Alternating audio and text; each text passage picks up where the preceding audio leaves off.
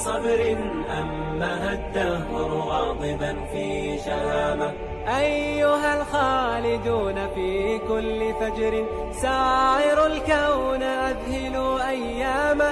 ليس فينا سواكم فامنحونا مولد النور يقظة واستقامة. Alim, nabi, rasul, kenapa mereka minta hidayah? Kalau yang jahil sudah, yang baru separuh ilmu sudah, yang sudah berilmu tidak beramal sudah, yang meyakini yang batil sudah. Sekarang kita tanya, kenapa Nabi tetap minta hidayah? Kalau 4 tadi menceritakan tentang diri kita, tapi kalau kemudian yang kelima, kenapa Nabi dan orang-orang soleh yang mengikuti jalan para Nabi, yaitu para sahabat, para tabi'in, dan kita yang berusaha untuk mengikuti mereka, ridwanullah alaihim, kenapa kita masih tetap minta hidayah?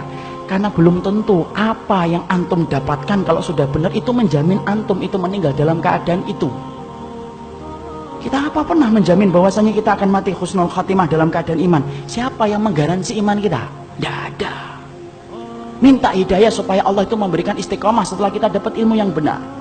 Bukankah Allah menunjukkan lembaran-lembaran kehidupan sejarah, banyak orang yang mereka itu bertabur iman di awal kehidupan, tetapi mereka matinya murtad. Bal'am bin Ba'ura, apa kurangnya Bal'am bin Ba'ura? Hidup pada zaman Nabi Musa, di mana doanya dikabulkan oleh Allah setiap waktu-waktu yang sempit dan terdesak. Sampai Malik bin Dinar berkata, karena mujabud da'wah fi syada'id. Kalau sudah bicara tentang Bal'am bin Ba'ura, Masya Allah, doanya selalu dikabulkan oleh Allah dalam keadaan genting. Kata Malik bin Dinar rahimahullahu ta'ala ketika menafsirkan surat Al-A'raf 175. Tapi matinya murtad. Rajal Unfuah, sahabat Nabi, dipuji oleh Abu Bakar, dipilih oleh Abu Bakar untuk menjadi delegasi sunnah, mendakwahkan kepada Musalam al-Kadzab, matinya beriman, murtad.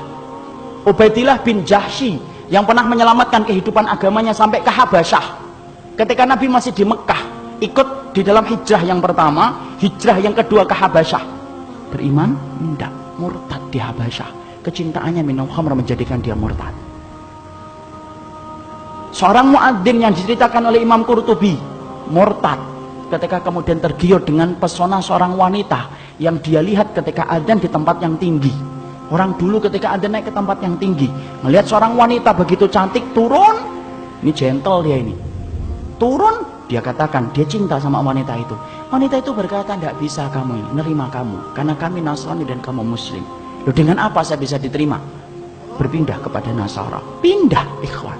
Murtad, meninggalnya di hari dia meninggal dunia, akan mencampuri istrinya, naik ke atap, kemudian jatuh. Belum sempat mencampuri wanita yang menjadikan dia murtad. Siapa yang menjamin? Ini yang kemudian kita khawatirkan. Minta terus hidayah.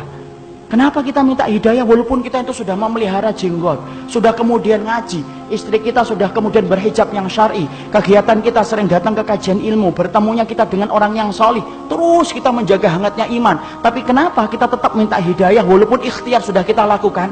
Karena tidak ada yang menjamin antum akan masuk surga kecuali Allah. Ya, makanya sampai dikatakan oleh Rasulullah, ada di antara kalian, fa inna ahadakum la ya'malu bi amali ahlil jannah hatta yakuna bainahu wa bainaha illa dhira'un fayasbiqu alaihi alkitab fayamalu bi amali ahli nari hatta yadkhuluha. Makanya sampai Nabi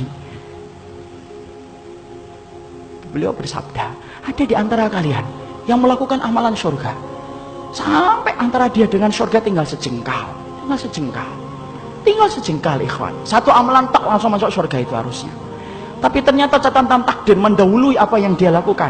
Lalu kemudian di akhir kehidupannya melakukan amalan penduduk neraka hatta yadkhuluha, sampai dia masuk ke neraka itu. Ada pula yang sebaliknya, fa inna ahadakum la ya'malu bi amali ahlin nar hatta yakuna bainahu wa bainaha illa dira'un fayasbiqu alaihi alkitab fayamalu bi amali ahlil jannah hatta yadkhuluha. Nabi kemudian berkata sebaliknya, ada pula di antara kalian yang melakukan amalan penduduk neraka, terus sampai antara dia dengan neraka tinggal sejengkal tak, kata Nabi. Tetapi catatan takdir mendahului apa yang dia lakukan. Dia melakukan amalan penduduk surga sebelum meninggal dunia, lalu kemudian Allah masukkan ia ke dalam surga. Antum tahu Usairim bin Abdul Ashhal? Usairim bin Abdul Ashhal, seseorang sahabat yang dikatakan oleh Nabi sebagai penduduk surga, tapi keningnya tidak pernah dipakai untuk bersujud kepada Robnya. Karena apa? masuk Islamnya belum ada 24 jam. Ketika dia masuk Islam mengucapkan syahadat, dia bertanya, sholat? Belum waktunya sholat. Apa yang saya lakukan? Ayo berjuang bersama Rasulullah. Berjuang bersama Rasulullah SAW dan para sahabat. Ketika kemudian dalam peperangan tersebut Allah takdirkan dia meninggal dunia. Ketika meninggal dunia, maka ramai para sahabat membicarakan tentang Usairim bin Abdul Ashal. Sampai Abu Hurairah berkata, inilah penduduk surga yang belum pernah menempelkan keningnya untuk mencium bumi bersujud kepada Allah. Itulah Usairim bin Abdul Ashal. Siapa yang jamin, ikhwan? Jangan sombong kalau kita hari ini sudah ngikut ngitibak.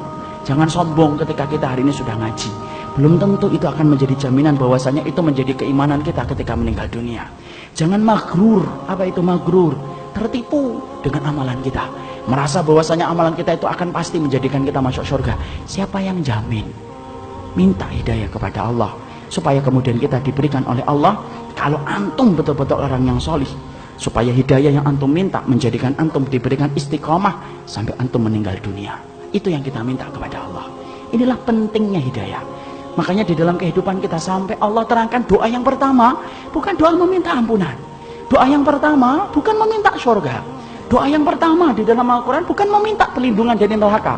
Tapi doa yang pertama, ikhwan, antum sebagai hambanya Allah diajarin oleh Allah. Kita diajarin oleh Allah minta hidayah. Karena kalau antum sudah dapat hidayah, antum diampuni oleh Allah. Kalau antum sudah dapat hidayah, antum dimasukkan surga oleh Allah. Kalau antum minta hidayah, antum akan dijaga dari api neraka. Dan itu didahului dengan hidayah.